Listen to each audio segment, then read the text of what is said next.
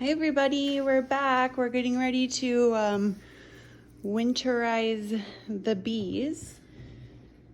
So Jesse, maybe you can tell everybody what's going on. I am making what's called a candy board, and it is basically sugar and water that will harden and form like a big piece of fondant or a big piece of sugar. Big sugar blocks. cube.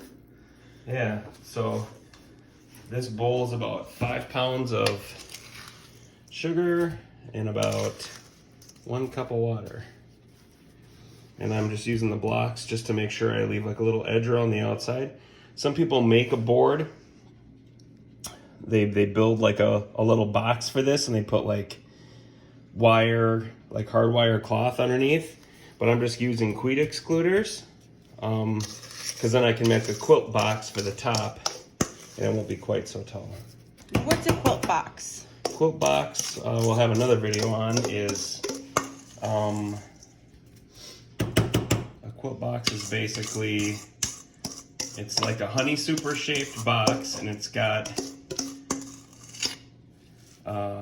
wood shavings, like pine shavings inside of it, and that absorbs water. So throughout the winter, I don't have the best quality spoon here. I'm trying to thin this out. The quilt box will absorb water and keep the bees from getting wet, because bees can survive the cold, but if they get wet, they will die. So you want to make sure that your hive has good ventilation, and having that quilt box is going to help. So I'm just making like a nice thin layer here. Some people make, these will be 10 to 15 pounds. I'm just doing a thinner one, a smaller one, because I think I left enough honey that they shouldn't really need this. But the honeybees keep their hives pretty warm in the winter. And How do they keep them warm? they move their wings and create heat.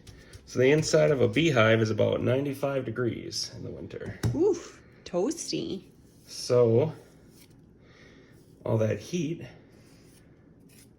causes the moisture in the air to get warm, and heat rises, the moisture goes up to the top. And so the quilt box will help to absorb some of that water so it doesn't drip back down on them. But what'll happen is this will dry in the next day or two, become hard as a rock, and I left this outside open for ventilation. So the outside of the box will be like this. So this will sit right inside of the box, will be like that.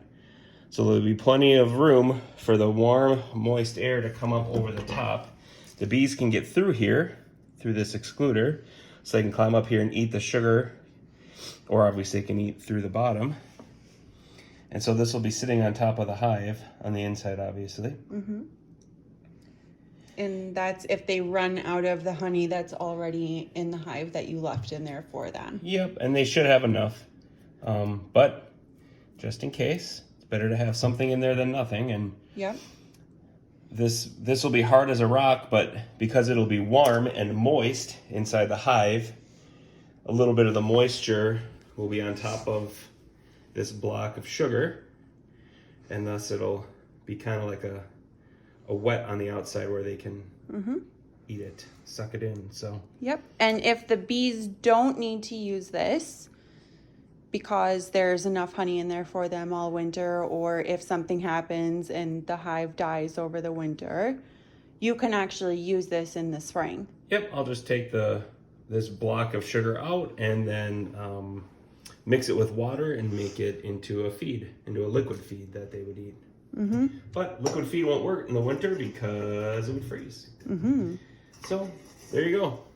That's what we're doing. So we'll be back probably tomorrow. We'll have another video, or maybe on Monday. Today is Saturday. The November 6th, I think it is today. And so we'll be back and we will be making the quilt boxes and then heading out to get these put into the hive and get the hives wrapped up and show that whole process. Yep. All right. See everyone soon. Bye.